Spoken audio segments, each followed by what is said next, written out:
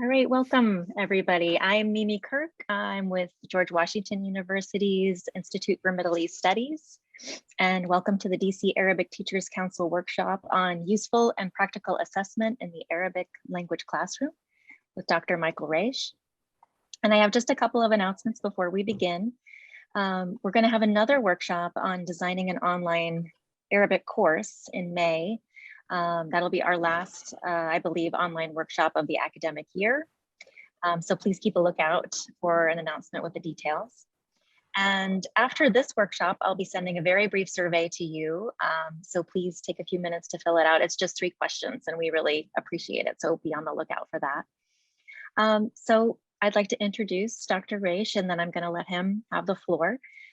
So welcome, Dr. Raish. We're so glad to have you.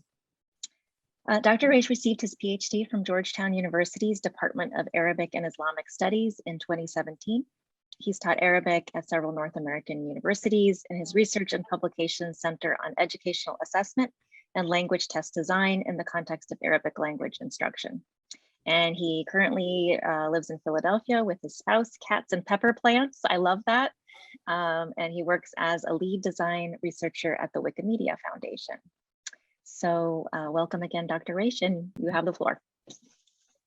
All right. Yeah, thank you very much. Thank you, everyone, for joining us.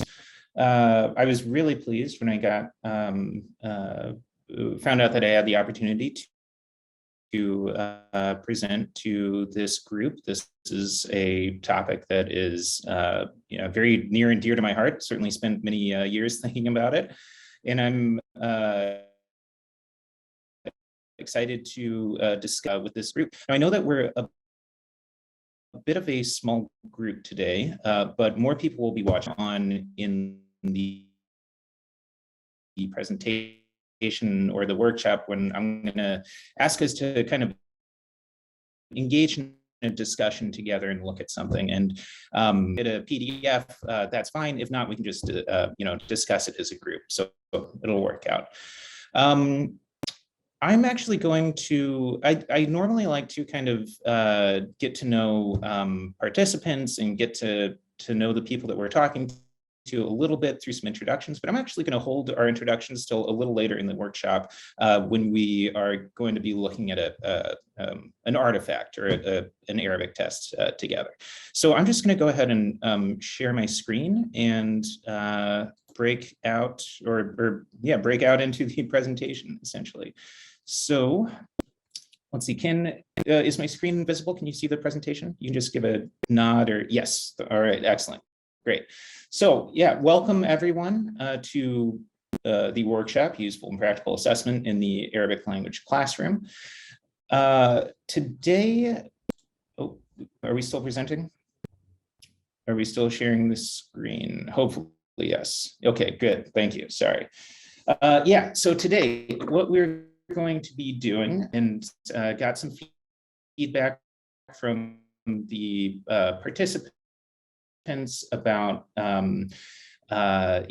questions about familiarity with language assessment and testing, et cetera. What I'd like to do today is kind of start by talking about some terms and concepts that I find useful when I'm thinking about what we're doing when we are using tests in our Arabic classes. I'd also like to take some time to take a look at an example of a type of Arabic test that it's possible that we might not have experience with. And then kind of using that as a jumping off point, start moving towards a way of thinking about tests and performance and assessment in our classrooms that is kind of, oriented more towards learner performance and observing what they can do. And finally, we'll end up with a couple of recommendations for your own classroom practice. And at the end, you'll see a bibliography and recommendations for further reading. So without further ado, I would like to kind of just walk us through some concepts that I have found very useful when thinking about testing and assessment, and kind of just talk about them in the way that I find applicable to my own Arabic teaching. So first of all, we're here to talk about language tests and an Arabic test in the context of an Arabic classroom. Why do we need language tests? I mean, I'm assuming that the participants in this workshop are Arabic instructors. As instructors, we spend a lot of time with our students. I could probably tell you more or less how any particular student is doing at any time in the curriculum, just because I spend so much time with them. So it is possible to simply give relatively accurate, to our minds, evaluations of student performance without a test. So why do we use tests? Well, there are a number of things that tests give us. First of all, they're important for providing fairness and objectivity to the students. All the students know that if they've been given the same instructions and the same input, the same conditions, that there's kind of tests give us a way to kind of systematically tell how our students are doing in instruction. They're also important for us to get a second opinion. We might have an intuition about a particular student, but that intuition might be totally contradicted by their performance on a test. Tests allow us to standardize the information we collect from the students. They allow us to compare students in the past to students in the future. Something that tests are really important for is helping stakeholders outside of the classroom to know what is going on in terms of our progress towards standards and objectives. Tests can, at the end of a term of study, they can tell us how much someone has learned out of a body of knowledge that they should have learned. In proficiency tests, this is something we'll talk about a little bit later in the workshop. Proficiency tests tell us, for example, more or less what level of language acquisition a learner is at. So, and they're also important to, state, national, and local policy. So tests do have a lot of benefits. Apologies for the crudeness of this diagram, but those of you on this call may have seen something along the lines of this diagram before, some sort of visual representation of the terms measurement, assessment, and evaluation, in which they're nested within each other, and they're presented as kind of different layers or levels of an integrated whole. Now, again, as I mentioned, I do want to cover some of these introductory, or not introductory, but I want to cover some of these basic concepts because I have found them very useful when thinking about, what am I doing in my Arabic class as I'm using these instruments. So I do think it's useful to discuss these in a little bit more detail. And so let's start with measurement, typically the lowest level of abstraction, the one that gets treated first when you see a diagram like this. Measurement is essentially the process of assigning numbers to things, quantifying things.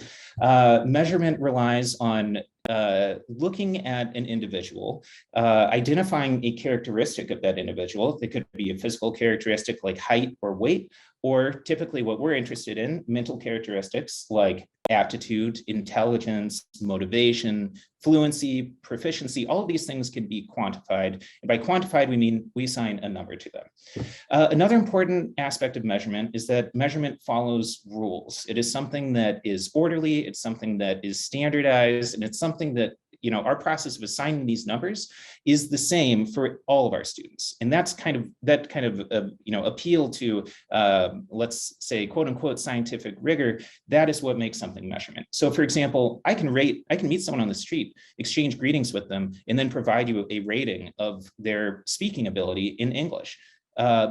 Is that measurement? I don't necessarily, I obviously don't think it counts as measurement. In order for it to count as measurement, there would need to be, again, like a system to the application of numbers to their speaking performance, assuming that's what I was trying to measure. Another really helpful concept to think about in a kind of systematic way is the theme or the concept, the construction of assessment. Now, we've talked about measurement. So essentially taking some aspect of a person and giving it a number. Now, assessment is essentially the process through which the measurement occurs. You will commonly see this definition, the first one here at the top left of the screen by Bachman, a process of collecting information about something that we're interested in according to procedures procedures that are systematic and substantially grounded. I happen to also be really partial to this other partial definition by Norris, the systematic gathering of information about student learning in support of teaching and learning. So essentially, measurement is assigning the numbers, assessment is how are we gathering those numbers? How are we collecting these measurements? Now, assessment can happen in a lot of different ways. It could be oral, could be written, could be formal or informal. Formal, I'm using a language test to measure my students' ability to do a particular thing with Arabic. Or it could be informal. A student I will observe students in interaction in the class and I say, oh, John, that was excellent. You are really progressing well, but I see you still have an issue with X structure. That is definitely a type of informal assessment. Assessment can happen for a lot of different reasons. Are we assessing in order to shed light on the learning process as it's ongoing, or are we doing assessment to tell how much someone has learned at the end of study? When we do frankly, I found myself many times simply, Googling things like, what's an example of a good language test? How should I go about designing an Arabic test for this particular structure? Often you'll come across terms like norm referenced or criterion referenced. These essentially refer to, are we comparing test takers to other test takers, like in the SAT? If you're looking for the top 5% of test takers, that top 5% could fall at a different score band from year to year. But for each year, you're comparing the test taker to their same cohort. Or it could be criterion referenced. So, comparing a student's performance to a body of knowledge. Do they know what they need to know in order to be a certified medical interpreter? So assessment for me really boils down to the questions: what do you want to know, and why do you want to know it? Do you want to know, are you looking to understand more information about how someone can conjugate a verb in the past tense in the context of a verb table on a chart? Or are you more interested in, can someone successfully order a coffee at a restaurant? Those two types of knowledge are quite different and ideally should be measured and assessed in different ways.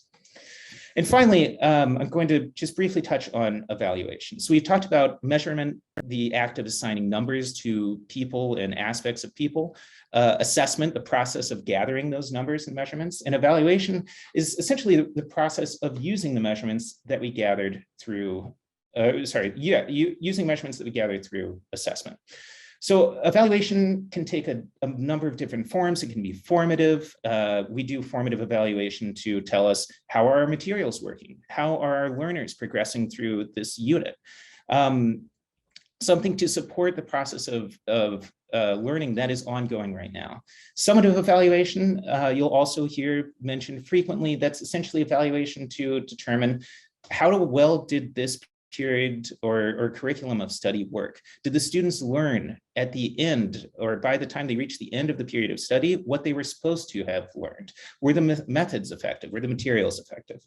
Another type of evaluation that most likely all of us engage in, often without thinking of it, is something that you'll sometimes see called illuminative evaluation. So evaluation that happens to understand what's going on in the classroom, but not necessarily with the goal of making major curriculum changes. So for example, I've been giving the students a lot of job application type texts recently. How are those texts, how are they dealing with that text? Are they responding to it? Is the feedback that I'm giving to this group of students about this particular structure being taken up by them, or do I need to change the type of feedback that I'm giving? Again, as I mentioned, I know we've had a couple of people who have joined us after the kind of introductory slides. And so just to kind of set expectations here, what we're doing now for the first couple of minutes of our meeting together is we're kind of just setting the conceptual stage here. We're talking about concepts in testing and in educational assessment that, frankly, that I have found really useful to think critically about in my own experience as an Arabic teacher and as someone who has to use Arabic tests in the classroom. And so now that we do have more people, I will also mention as well, if at any point anyone has a question or a concern, feel free to unmute yourself and ask a question. We'll all be introduced to each other in smaller groups in a little bit. You can start that earlier by asking a question or saying something if you want. We also have a chat function here, so if anything occurs to you, feel free to use the chat as well. So I'm going to continue kind of taking us through a high-level view of concepts that I find useful to talk about when thinking about tests in the Arabic classroom. And then we're going to move into some concrete examples of tests. So this is just to set the stage for our recent arrivals here. So we've talked about measurement, assessment, evaluation. We've talked about why we use language tests in general. When it comes to types of tests, you will often see people in the literature and in materials written for instructors talking about different types of test items. And the biggest distinction that you will commonly come across is the distinction between what's called selected response test items and constructed response test items. Selected response, you can see some examples at the bottom left of this slide. They include things like multiple choice questions, matching questions, true-false questions. Essentially, the test taker selects a correct response this should not be from multiple correct options. This should just be from multiple options. One correct option out of multiple options. The test taker does not provide anything. The test taker simply selects. This type of test, multiple choice, matching true false, it has some advantages in that they tend to be really easy to score, quick to score, and easy to administer. You can give a multiple choice test to tons of students at the same time and then quickly score them.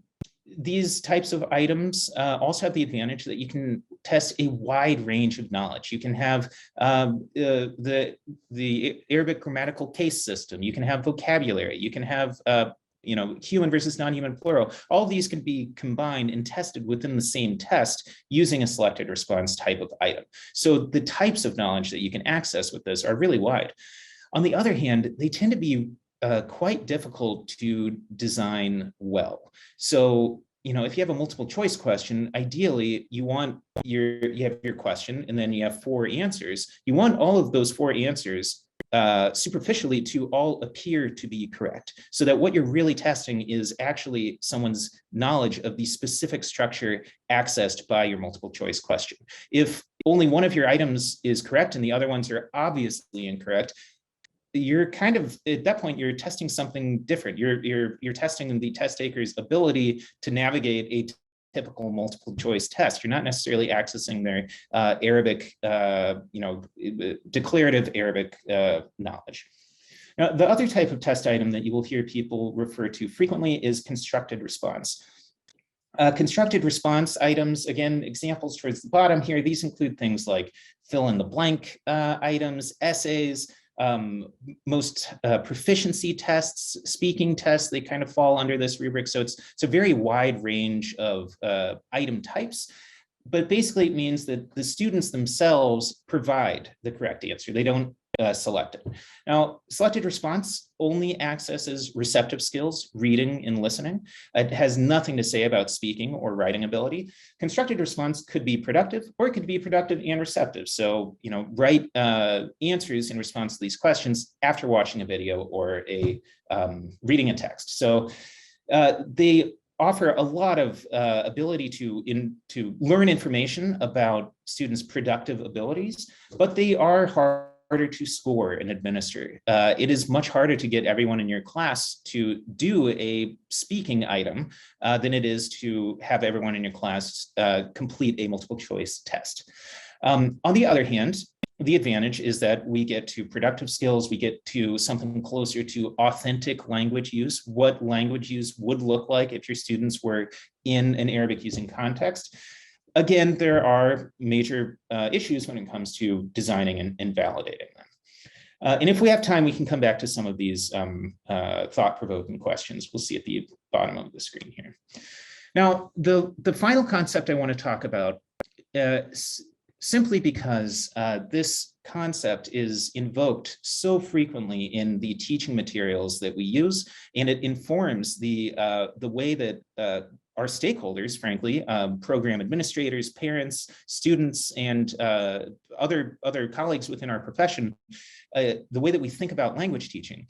It is very useful, I think, to think critically about the concept of proficiency and what we mean by that. Now, I'll say apologies for any of those colleagues who may be joining from contexts outside of the United States right now.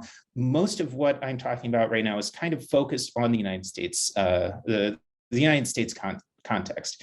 And in that context, you really can't talk about the concept of proficiency in language teaching without touching on the American Council for Teaching of Foreign Languages and the ACTFL Proficiency Guidelines, as well as the ACTFL Oral Proficiency Interview, which is a proprietary instrument used to measure proficiency according to the ACTFL guidelines. Now, ACTFL says that proficiency is what individuals can do with language. So right off the bat, we're invoking the idea of performance. What can you actually do? What is your productive ability in a performative context? What can individuals do with the language in terms of speaking, reading, writing, listening, and reading in real world situations in a spontaneous and non-rehearsed context?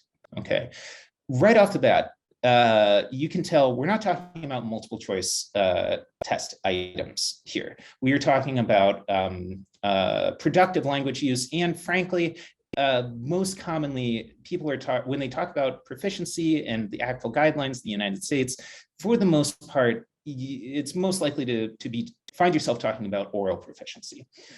Now, these guidelines, you can see an image at the right, delineate, or in which you can see, there's a progression of levels, and the levels themselves are essentially related to a series of statements. At this level, someone can exchange information about the weather. At this level, someone can reserve a room in a hotel for the following week.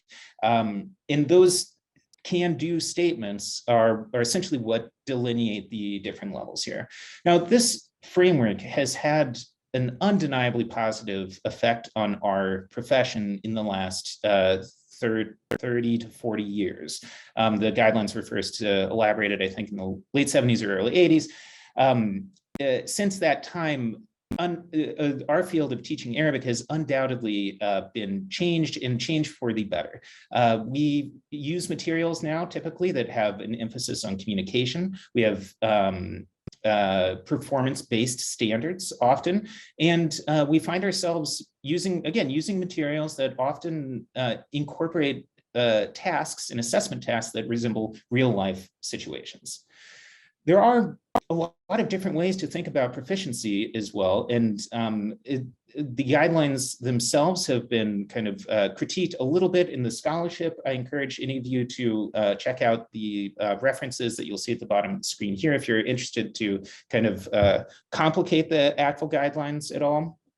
And the bibliography for this presentation is on the final slide. I'll be sharing a PDF of this slide of this presentation with everyone who's on the call as well. Now, as I mentioned, this is one way to think about language proficiency. Another way that I've found very interesting and intriguing to think about proficiency in the context of Arabic is another distinction that kind of emerges, I'd say, less out of the language education field and more out of the second language, the academic study of second language acquisition. And this is Holstein's kind of differentiation between what he calls basic language cognition and higher language cognition. So we're not necessarily thinking in terms of a progression through a funnel or a pyramid or an inverted pyramid or prism or whatever exact shape that is right now. Now we're kind of thinking in terms of two relatively separate domains of language use. So in basic language cognition, native speakers are all the same.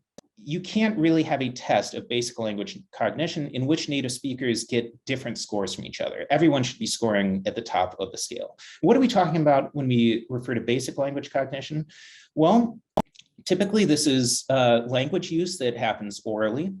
It's language use that happens without thinking about it. It's unconscious, it's implicit. And the structures that we all share in common with each other as native speakers of English or Arabic, these are structures that are, unconscious elements of the grammar, morphology, and syntax. So when we are speaking to each other in a performative situation, you meet, let's say you meet a friend at a cafe, you're having a conversation, exchanging information, that is something that would potentially fall under basic language cognition. Every native speaker has the same ability, more or less, to engage in those things. Arabic learners, however, do not. Arabic learners absolutely have different levels of access to this domain of basic language cognition. Now, if you want to separate native speakers from each other, then you need to move into what Holstein calls higher language cognition. This is where native speakers actually have different abilities and different capacities.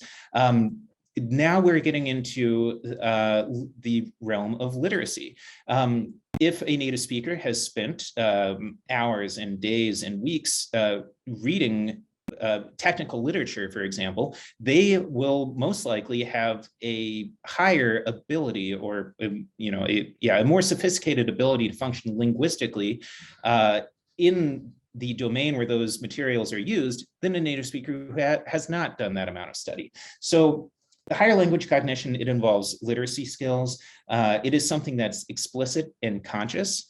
For example, if I were to have decided that I should use a lot of subjunctive and conditional phrasing, then I would have done et cetera, et cetera, et cetera. I mean, that type of construction in American English is often something that even native speakers have to think about a little bit in order to construct it. And so that's kind of what we mean by conscious there. And in higher language cognition, you have a lot of low frequency vocabulary and uncommon grammar. Now, the reason I brought this up is because I find this distinction really helpful and useful when thinking about frankly, native speakers of Arabic. It is so common for us to be having conversations about what level or what amount of colloquial Arabic versus modern standard Arabic is acceptable in our classrooms or acceptable for this particular task. We often find ourselves confronted by the fact that modern standard Arabic for most native speakers in the Arab world is something that is acquired through education. It's not something that is kind of unconsciously acquired at home. And that's something that is, I think it's qualitatively different than the situation in other languages, like, for example, English, where the linguistic difference between the written formal form is, I think, quite a bit less than it is in Arabic in terms of difference between spoken and written. So I have found this distinction to be helpful when thinking about, what are we trying to access when we're talking about Arabic language proficiency, and are we trying to measure things in a way where native speakers all score at the highest end of the scale, and we're only measuring ways in which learners differ, or are we actually trying to measure something that possibly is literacy bound, where we would actually find differentiations between native speakers? And so we've talked about assessment, evaluation, we've talked about measurement, we've talked about proficiency, selected response, constructed response. So we've covered a lot of conceptual ground here when it comes to testing in general.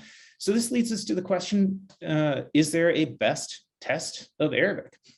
Well, there are certainly a lot of them out there. Actually, I'm going to briefly pause the presentation view right now so that I can just send a link to this presentation to our participants in the chat here. Feel free to, there in the chat, you should see a link to this. There are some hyperlinks in this presentation, so you should be able to click on those as you follow along if you're interested. And at this point, I will reshare. So Yeah, is there a best test of Arabic? Well, there's certainly a lot of them. The Center for Applied Linguistics, based in Washington, D.C., where many, or some of you may be based yourselves, they have a database. You can click on the link. There's, I think, 29 free and commercially available tests of Arabic. If you go to the language proficiency test article on Wikipedia, scroll down to the Arabic section. Don't have to scroll that far since it starts with an A. There's several listed there. Which one is the best? Which one should you use in your classroom? And yeah, for me, I'm going to answer my own question, which is to say that there is not necessarily a best test. There are certainly tests that are more or less ideal for particular uses. If you have in mind the specific information that you want to learn, you know why you want to learn it. You know essentially what's going to happen after you learn it. Is it going to affect certification? Is it going to affect directly affect someone's grade? Or is it going to be used to, raise awareness of your learners as far as their progress in a particular area of knowledge? All those questions, after addressing them, then you'll have a much clearer idea of what type of testing instrument might be appropriate for that testing consideration. So we've covered a lot of conceptual ground so far. Right now, I would like to show us an example of something. So right now, we're going to look at an example of an Arabic test. We're going to do this in I think 2 groups. We have 8 participants, counting myself at this point. So I think we can make 2 groups.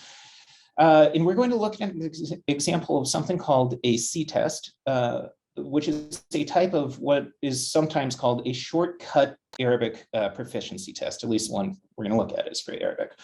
So at this point, I'm going to pause the presentation. I will send you a link to a PDF in the chat. Those of you who have opened the presentation can also just click on this link here on the screen, and that should open it. And what I'd like us to do in our groups, 2 groups, there should be 1 of 3, 1 of 4. I'd like you to introduce yourselves to your colleagues. I will be popping around. I'd love to meet as many of you as I can. And then taking a couple of minutes, I'd like you to look at this handout and try to do your best to answer these questions. Take some time to think about those, and then we'll come back as a group to discuss them. So at this time, I would like, let's see, I've stopped sharing, and I'm now going to share another link in the handout or in the chat. You should be able to open that. If you can't, unmute yourself and let me know. But this is the handout we're going to look at. And then I think I might need to ask our coordinator here to, or actually, no, I have permission to do this. Okay, I'm going to go ahead and make breakout groups here.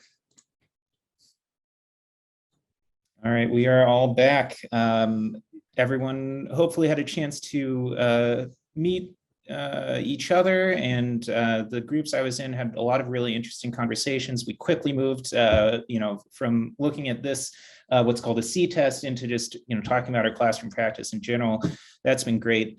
And so hopefully now that everyone is comfortable unmuting themselves, we won't. Hopefully someone will be willing to kind of take a stab at quickly answering these questions here. This first one, which of these is harder? At least the second group I was in, it seemed pretty clear that text B is harder than text A. There are a number of different reasons why that might be. Did anyone have any thoughts about this test format in general that they would like to share, or any questions about this test format in general, in terms of what do we think that we're testing here? What can we tell from a score on a test like this? Yeah, I guess I'll just leave it in case anyone would like to. Oh, yes, I see a hand up. I would like to say that my name is Jumana Wilson, and I think in the discussion room we talk about when the hardest part was B, because it's unfamiliar topic. The first one about my family, about Ailati, it's very familiar topic, so it's easy to fill the missing word. To pass the test for section B, I think you have to be prepared in advance with a certain kind of topic, or if it's reading about the قوات الأمن المصرية أو عن مصر, or listening audios about that, or vocabularies has been provided in a unit, and in the end of the unit you have this kind of test, so you have the ability to pass this test. But also my question is for me as a teacher, if I think in the teacher mentality, when I take this kind of test, what is my goal? What would I like to evaluate in my student? Do I want to evaluate their memorization or their comprehension? Because if I give them a list of vocabulary, the main vocabulary in the unit, and some of the students, if they are visual, this kind of test will be an easy test for them, because they memorize the shape of the word. Sure. And some of them, they memorize the shape of the word without being able to read it or sound it out, or they don't know what does it mean also. So they can fill the gaps here. Yeah. If I want to measure the comprehension, this kind of test will be tricky. Will give me maybe a wrong estimation about how much my students comprehend from whatever I taught them. So if I want to use it as a closed test, I don't think it will give me a good a good numbers to figure out about my students' comprehension. The only thing I will do to leave the blank without giving any hint for the students. So when I take these little, the letters and leave the blank empty, I think I will at least force them to read the text and try to understand the text, then go and search in the back of their brain about the word and plug the word on. That will be more accurate for my situation. Well, you raised a lot of really important points here. You brought up the concept of passing the test versus failing the test, for example. We touched on issues of different types of learners having different strategies that might advantage or disadvantage them when interacting with a text like this. You brought up, I think, domain or genre knowledge. The text B, which you mentioned is harder, is also, from a specific genre of written text. And so familiarity with that genre absolutely is going to mediate someone's performance on something like this. I think in the interest of time, and again, just to reiterate for everyone on the call, if at any point anyone has any kind of thought or question or comment, feel free to use the chat or simply unmute yourself, and I'll be very happy to take some time to consider anything along those lines. But moving us along here, I guess,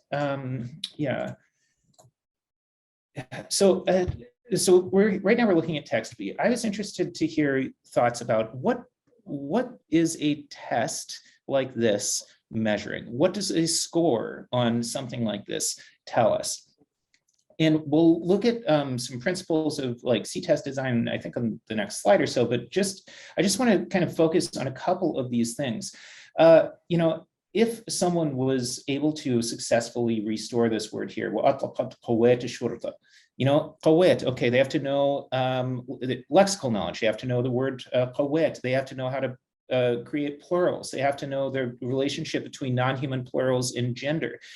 They have to know that qawet shurta is called for rather than qawwat shurta. So there is, so like some discourse knowledge as well.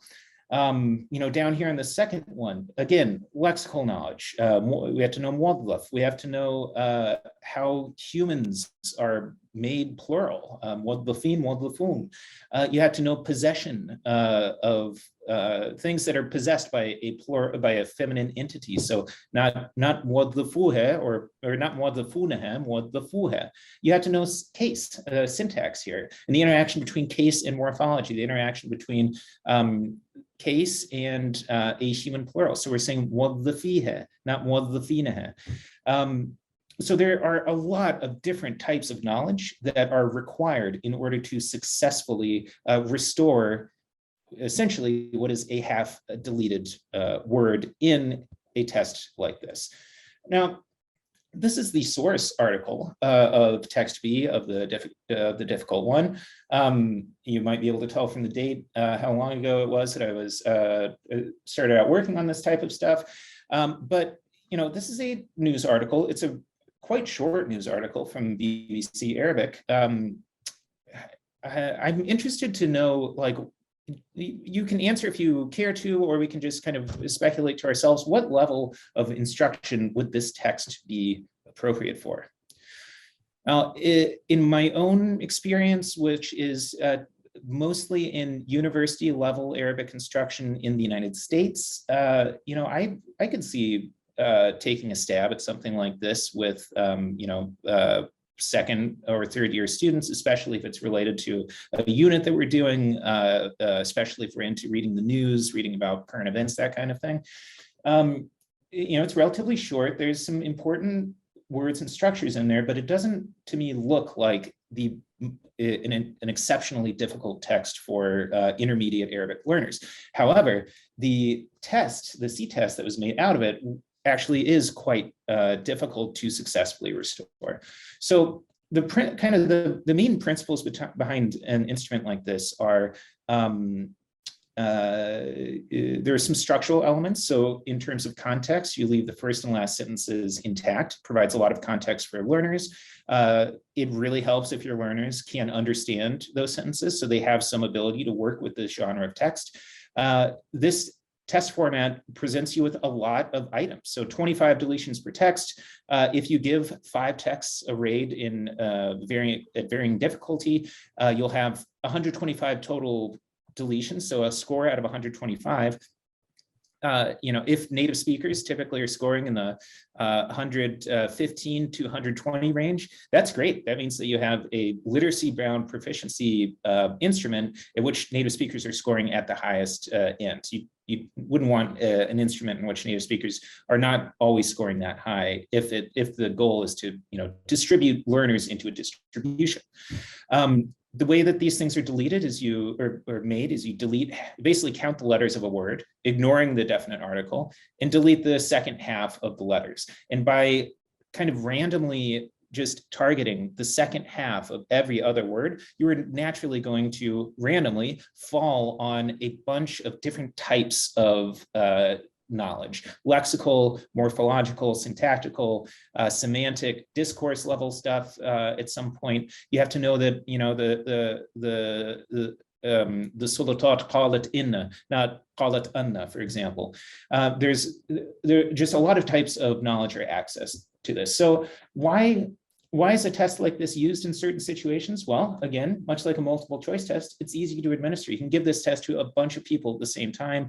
It's a lot cheaper than doing actual OPIs for every student. It allows you to measure or test multiple different kinds of structures and students' knowledge of them. And by giving students texts at different levels of difficulty, you can pretty quickly create a nice distribution of students from very low to very high scores. That's great for placement purposes, for example, or for setting a cutoff score and saying, as part of a larger assessment regime, this person's, declarative literacy knowledge is, at this numerical level as opposed to this other person. So they have a lot of advantages, but they are time-consuming to develop, time-consuming to figure out which one's harder than the other ones. Like I mentioned, they're literacy-bound, so definitely tapping into higher language cognition as opposed to basic. And again, is this a proficiency test? I think we can reasonably say that the actual OPI is a proficiency test. It's a direct elicitation and rating of productive oral proficiency, oral production. This test I mentioned earlier, is often referred to as a shortcut thing. So no, it's not the same as a proficiency test, but what it might be useful for is a way to kind of quickly, cheaply get a rough, fuzzy idea of someone's overall literacy-bound Arabic ability, not necessarily for the purposes of achievement in a particular course or unit, for example. I, at this point, would like to pause. We're going to take a short 5-minute break, but before we take that break, I would like to briefly open it up here and see if anyone has any thoughts or reactions to this activity that we just did that we haven't touched on yet. I heard a lot from group number 2, for example, but I didn't hear anything from group number 1 after we looked at these texts.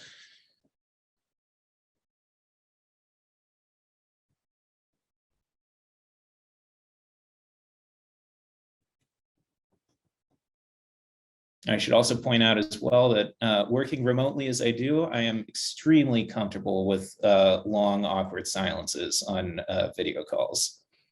Could do this all day. But if there are no questions or comments, that's also fine. Yeah, it's 12:14 right now. Let's take a break until 12:20. So a 6-minute break. Sorry, 12:20 on the East Coast of the United States, which is where I'm located right now.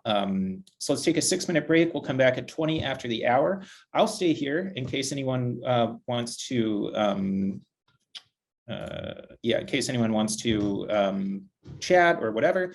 And we will resume our talk in 6 minutes at 20 after. Suppose we should.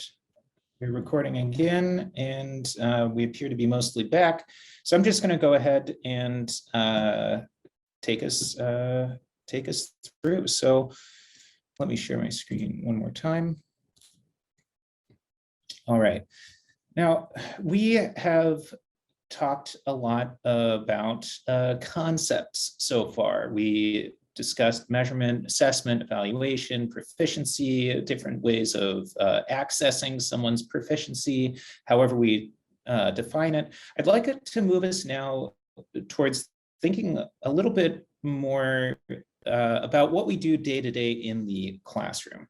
One of the things I personally really enjoy doing when thinking about this is just thinking about what are we doing right now in 2022, and how does this fit into the longer tradition of teaching Arabic as a foreign language? And again, apologies to my my colleagues in the workshop who are not teaching in the United States right now, but this is, yeah, I did approach this with kind of a US-centric view. In the United States, Arabic has actually been taught for a long time. It's been taught at least since the 1700s at universities like Harvard, where Arabic was taught as a classical language, a liturgical language, much in the way that like Sanskrit or ancient Greek was taught. This was taught using a method that you may have heard of before called grammar translation, in which the purpose of learning a language is to be able to translate it. And your language test depends on how, or it consists of translating. How well did you translate a text from one language to another? This was basically the state of affairs until the mid-1800s. You may have heard of other developments like, for example, the Berlitz method.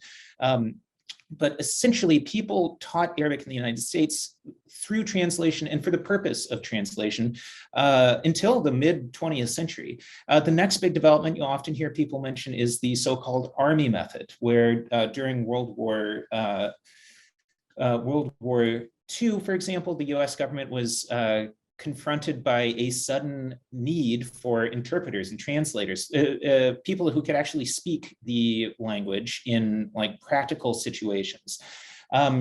The American Army Language School started teaching Arabic shortly after World War II, and the method that they settled on led to what was called the audiolingual method. So the instructor would say things, the students would repeat them back to the instructor, often, breaking phrases down into smaller words and chunks of words.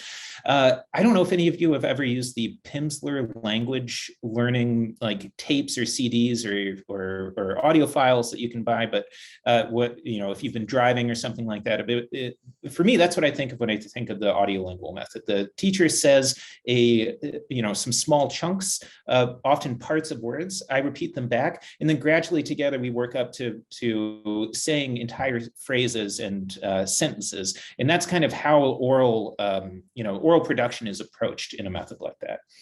Now, around the 70s, you we'll read, if you are interested in this topic, you'll hear people reference the Arabic proficiency test. This test emerged out of Michigan. It's still available. You can still pay for it and take it. It's used in a bunch of different contexts. And it's essentially an attempt to make a standardized test of someone's declarative knowledge of Arabic grammar and vocabulary.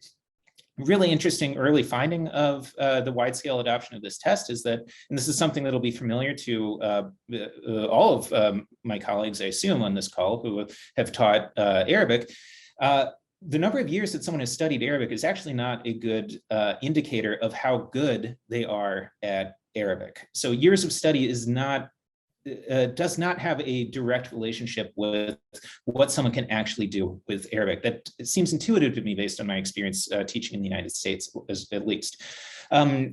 The field at this time kind of shifted more towards an emphasis on what is often called communicative competence. So the view that, you know, a student's knowledge of grammar is really only part of what we should be interested in as language educators. We should actually be focusing more on what learners can actually do.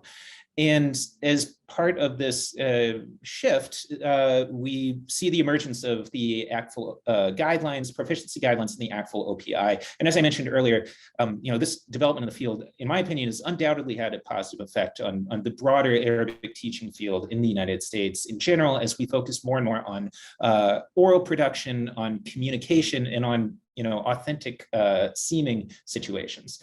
So as I move us towards thinking more about how we teach in our classrooms, I'm going to kind of keep the focus of assessment on production and on tasks and on, productive language use and productive assessment. And all this is kind of going to happen under the framework of task-based language teaching, which many of you are likely familiar with. Essentially, this is an approach to language teaching in which the task, which is a real life or real world activity or situation, the task is used to guide instruction, and the task is used to guide assessment. So assessment essentially boils down to how well can the student accomplish the task. TBLT is really focused on what learners can actually do with the language. You may hear people differentiate, but you will hear people differentiate when talking about TBLT between target tasks and pedagogic tasks. So target tasks are what happened outside of the classroom. What do we want students to be able to do? These are things that could be identified in our learning objectives. Students will be able to exchange information on X topic at the end of the period of study, for example. Target tasks are things that students are likely to encounter in their own personal, professional, academic lives. And that's what we're using to guide our assessment of students. Now, pedagogic tasks, on the other hand, we derive those from the target tasks. This is what we do inside the classroom. So we said we want the students to be able to order a coffee at a cafe by the end of semester one. What are the specific linguistic structures that are needed to accomplish that? And how can we design a communicative activity in the class that promotes the use of those structures, or even better, requires the use of those structures in order to complete the task. The pedagogic tasks then encompasses the materials we use, the activities we do, and it's important that these tasks have a communicative goal and that there is a state of having successfully completed them. So some examples of both of them, target tasks, things that we want our students to be able to do. Those could include taking notes on a lecture, writing a school report, giving a presentation in any academic context, whether it's K through 8 through high school through university presentations, or a very common, instructional activity. And it also formed the basis of a really useful type of target task, for example. Now, the pedagogic tasks that we derive from the target tasks that we're aiming for, they include discussions, problem solving, decision-making activities, interviews, essay writing, exchanging information, for example. But you will notice on these slides, like I keep emphasizing some key aspects of these tasks, pedagogic tasks specifically, which is that they emphasize production and that they are authentic to the extent possible, that they resemble what our students will be doing once they leave the walls of the classroom. Tasks like this are really useful in eliciting natural-like language, but as we have discussed at various points through the workshop today, there are always trade-offs. So using a task like this for instruction and assessment, it does kind of present complications when you're attempting to get all 30 of your students to do the same task in the same way so that you can provide a fair and balanced assessment. They can be very time consuming to design, administer, and score. So given that they are so time consuming, why should we even bother with focusing on tasks when it comes to assessment in our classrooms? Well, a number of reasons. One is that it's just logical. They align very well with what we want our students to do after they have finished teaching. They tell us things that other types of tests, like for example, multiple choice tests, doesn't tell us. They tell us specifically about students' ability to use language in contextually appropriate or inappropriate ways in different situations.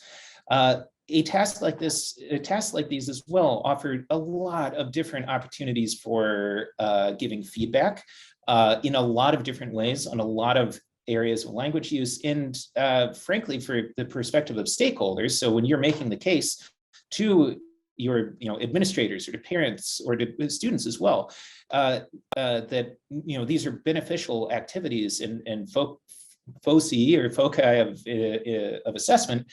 Well, these tasks actually resemble very closely what we actually have spelled out in multiple other places as the objectives of this curriculum. As we've mentioned, there are a number of challenges, especially in Arabic. Performance-based or task-based assessment probably shouldn't be the only type of assessment that occurs in a typical language class. In the case of Arabic, we also have to think about what does authentic task performance mean? Which linguistic forms are required?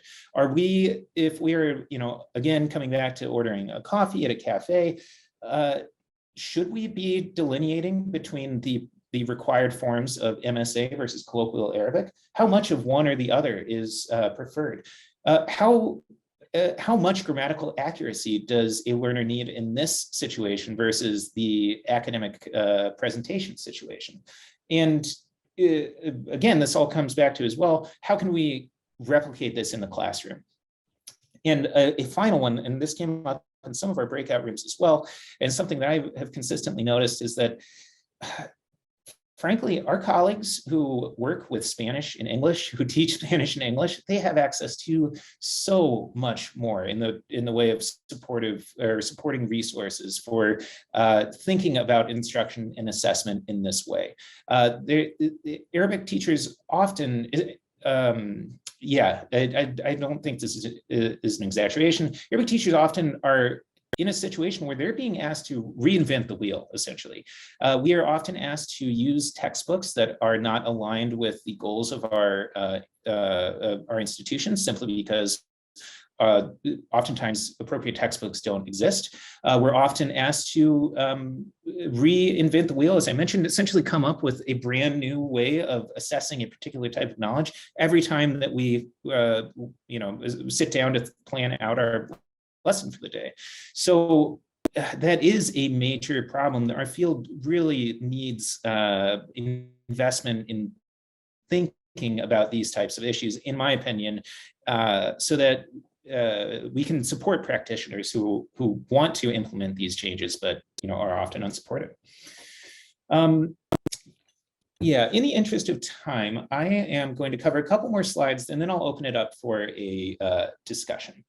But kind of bringing us towards a conclusion here, I'd like to just highlight a couple of things that it is useful often to think about when we're thinking about a task-based or performative assessment that we'd like to implement in our classes. So, one thing that you will see if you are interested in this topic, if you do some reading about it, if you've done other workshops or trainings, you will inevitably come across the term task sequencing. So what order should the tasks come in?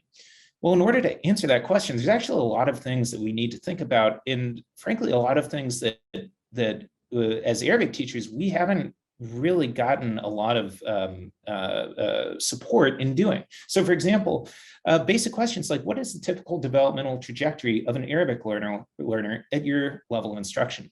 Now, we know some basic things. We know complexity in writing and speaking increases faster. Say I have first-year Arabic students and second-year Arabic students, and I give them a speaking test. I can tell you pretty confidently that the second-year students will be differentiated from first year because they use all kinds of different words the first years don't have access to. The length of sentences, let's say it's a writing test, the length of sentences produced, or the number and length of clauses produced by your second-year students won't be as drastically different from the first-year students as their use of different vocabulary. So some broad trends have been established, but we are really lacking a lot of knowledge when it comes to the specifics of what tasks should come in what order in order to support and promote that typical learning trajectory. Also, which tasks are more complex? Modify ourselves. Tasks can be repeated, that makes them simpler. You can add or subtract planning time. You can add or subtract scaffolding. So essentially like context that helps the student understand how the task should be completed. We also, I think, lack some foundational knowledge about what are the specific vocabulary, lexical, or grammatical, or discourse expectations of a particular genre of production. So let's say we're having students apply for a job. Is it the responsibility of the individual instructor to collect and analyze 50 job announcements in Arabic in order to determine which specific structures are called for in this genre? I mean, that is too much work. I mean, it's unrealistic for an individual instructor to be able to engage in that. But it is a relevant consideration when you are sequencing your tasks. So again, these questions there's a lot that can go into this, but how much are we able to really realistically expect ourselves to engage in our day-to-day practice?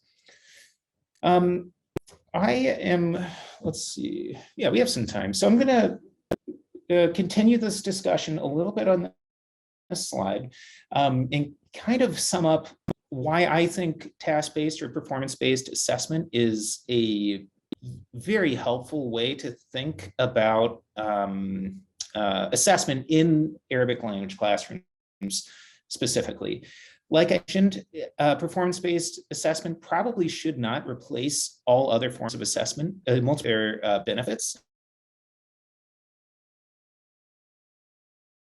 But performances like this, or performance-based assessment, they tell us stuff that what could be reasonably described as real-world language use. This type of assessment is also very responsive to frequent changes in instruction and curriculum, and they give the instructors themselves a really, really nice and valuable window into how their students are progressing and learning and moving through the learning process. ACTFL is a wealth of information. And again, this workshop does have a United States focus. The ACTFL website is a wealth of information for practitioners, for instructors, on a lot of different assessment-related topics. They, for example, advocate a backwards design. So start at the end. What are you going to test at the end, and then build your way backwards from there until you reach your day-to-day classroom practice. But again, yeah, the performance-based stuff, it does, to whatever extent we employ this in our classrooms, it does require us individually to think about, with a little more nuance, about concepts like accuracy, for example. Now, if we look at the target tasks we have over at the right, ordering T to attack driver in the context of pedagogic tasks based off of those target tasks, yeah, we need to think about grammatical accuracy, for example, I think that it's more important, for example, in writing an academic essay than in giving directions to a taxi driver. And that's something that we need to, be able to accommodate and be able to and be aware of. Like there are situations in which it is completely acceptable for learners to make grammatical mistakes as long as they accomplish the communicative task. There are other situations in which it is the adherence to formal grammatical rules is highly valued, specifically because, for example. So bringing us to an end here, we've we've been talking about different ways of assessing our students' learning, the reasons why we do it, and how those reasons and assessment methods interact with each other. So yeah, if we are in class, if we are spending class time to emphasize productive use of Arabic to accomplish authentic tasks, then it's possible that in certain cases, discrete point tests of declarative knowledge, like multiple choice, for example, as useful as they are for a number of different reasons, if they are the only form of measurement or assessment that happens in a classroom, it could cause confusion by the students. It could represent a misalignment with learning outcomes, and it might simply just not tell you the information that you would realistically need to have access to in order to assess progress towards learning outcomes. Learning outcomes, target tests, pedagogic tests, and assessment are kind of combined together. I've adapted this from the next slide, I think.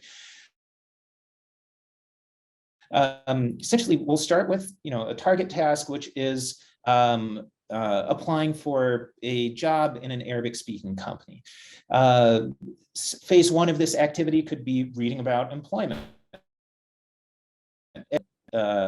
Job announcements, whether it is more long-form articles, form.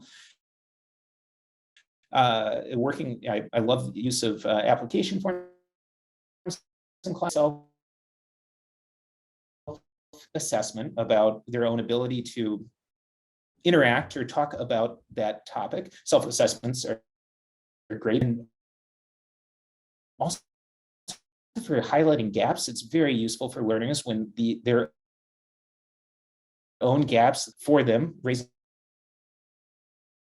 their own awareness. After that, students might discuss what they've learned in groups or in pairs.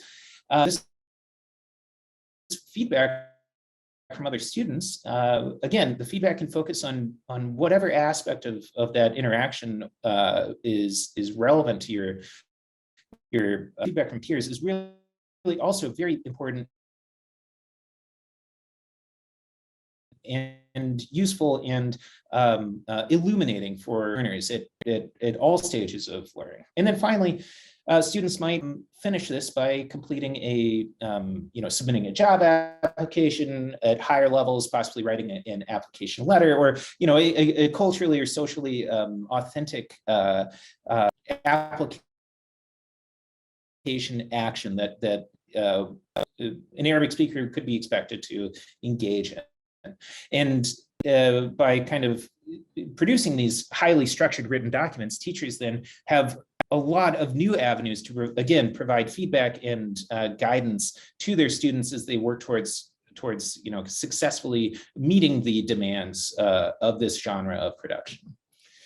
So there are, in terms of guidelines, I sent this presentation to all of you, so you have access to these slides.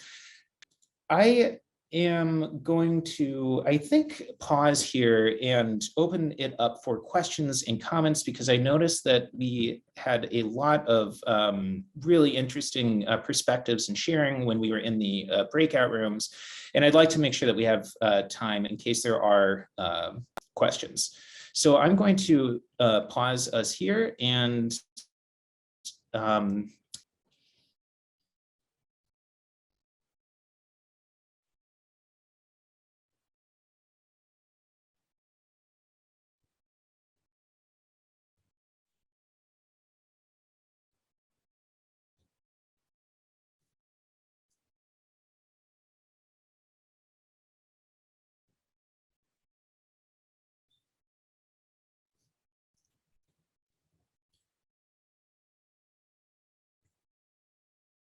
Well, if there are no questions, I can certainly finish off those last two slides of recommendations for classroom practice. I just wanted to make sure that we did have time to address anything. So I'll give you a couple more seconds. Any questions or comments would be welcomed. Otherwise, we can finish off with the with some recommendations.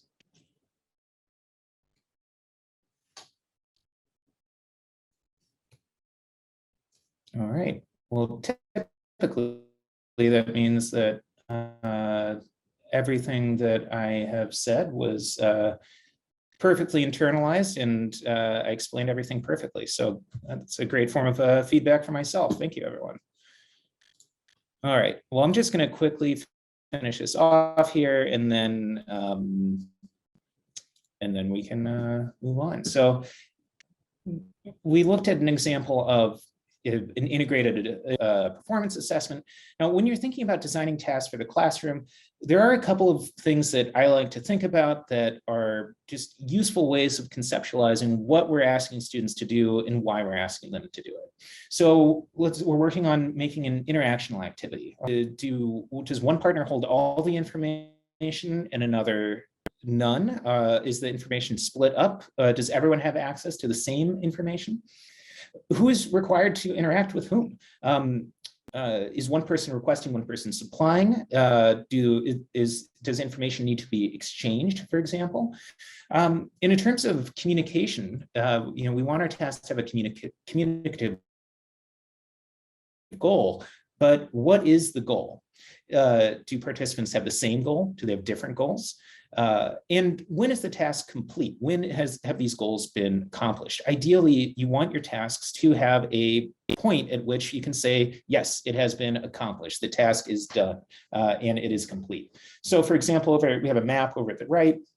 You might have students, one student leading the other through verbal instructions to a specified point on the map. Now, both students could see the map, or only the one giving directions. Both students might know where the destination is, or only the one giving direction. You could add planning time to this. Planning time tends to lower the cognitive load of a task, making it easier. You could subtract planning time after you've done it once. Objectives where students trying to arrive at different places. And yeah, different people can have different access to different levels of information. So there are a lot of ways to complexify these things. In general, just to close this out, some basic guidelines of classroom test design, task design in general. Think about not only what you want to measure, but specifically what you're going to do with that information, because that does determine what type of test, what type of assessment process you are going to be engaging in. Obviously, it's really important to connect your tests and your test items to the curriculum as a whole, especially your learning outcomes. That's important not just for us as practitioners, but it's also important for demonstrating things like the value of a course to external stakeholders, like parents and administrators, for example. It's also very important to connect your tests and your test items to what you're doing in the classroom. So, I mean, I know in the United States, at least, we often hear this phrase like, don't teach to the test, et cetera, but a response to that statement might be, what is the point of testing something that we haven't taught the students? If we are doing something as a part of classroom practice all the time, absolutely that practice should form part of assessment.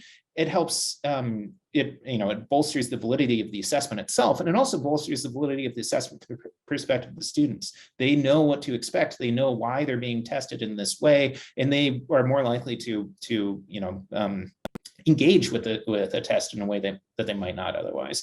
It's obviously good to be clear and explicit with the students. What are we doing? What are we testing? Why are we doing it? And to the extent possible, finding authentic, natural examples, in the wild, so to speak, as we're teaching and testing. Again, as Arabic teachers, a lot of that burden is on us individually, and that is absolutely something that are, in my opinion, our colleagues working in with other languages have access to materials that, in my view, are more supportive and remove some of that individual responsibility. But there's some promising, there are some promising developments. At this point, I will pause here. We've reached almost the end of the second hour. These are the sources that were cited. If anyone is interested in some further reading, I highly recommend this, any of these series of books by David Noonan about task-based language teaching, very oriented towards practitioners and with a lot of practical information. At this point, I'm going to pause. We had some thank yous in the chat. On the first slide of the presentation, I put a link to my LinkedIn profile if anyone would like to contact me or get in touch. My teaching assistant just joined, for those of you who are looking at the screen. She was talking about assessment. So are there any comments or questions or anything that we'd like to discuss? Thank you very much for all of you. Thank you. So was your contact information, Michael, on the first slide? I came in about 5 minutes yeah, late. I'm sorry. I will reshare the. You're going to send the slides out anyways, correct? So yeah, I'll probably I will send the slides.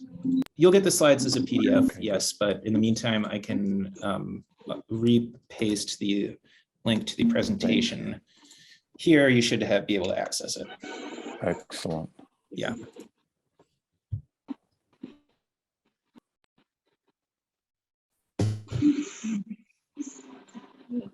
Thank you so much. I'm sorry, I feel like I'm not sure if I'm coming through because my internet's a little off, but just to say thank you to Dr. Raish. It's so thoughtful and thorough. We really appreciate it. And take care, everyone. Thanks again.